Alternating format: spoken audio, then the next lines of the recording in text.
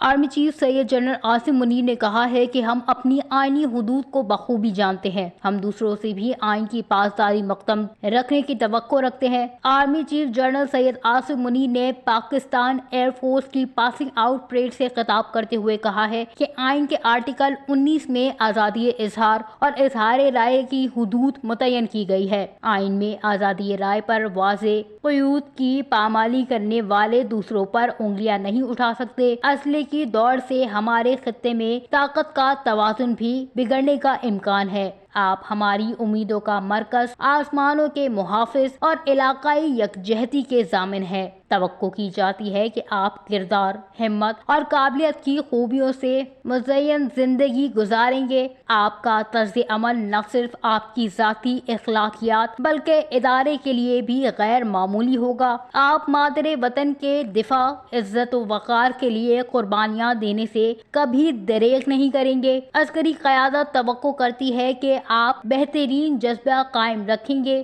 پیشے وارانہ مہارت اور بہادری کی لازوال روایت کو قائم رکھیں گے. آرمی چیف نے یہ بھی کہا کہ مصنوعی ذہانت، روبوٹکس فضائی طاقت کے دائرہ کار کو وسعت دے رہی ہے. کوانٹم کمپیوٹنگ سمیت مخصوص ٹیکنالوجیز بھی فضائی طاقت کے دائرہ کار کو وسعت دے رہی ہیں. ایک مضبوط فضائیہ کے بغیر ملک کسی بھی جارحہ کے رحم و کرم پر ہوتا ہے. پاک فضائیہ ہمیشہ قوم کی توقعات پر پوری اتری ہے. پاک فضائیہ نے بے مثال بہادری اور پیشے وارانہ مہارت کے ساتھ مشکلات میں فضائی حدود کی نگرانی کی. اس کی بڑی مثال فروری 2019 ہم سب کے سامنے ہے. آرمی چیف جنرل نے مزید کہا کہ غزہ جنگ اس بات کی تازہ ترین مثال ہے کہ جنگیں کیا کیا مصائب لا سکتی ہیں.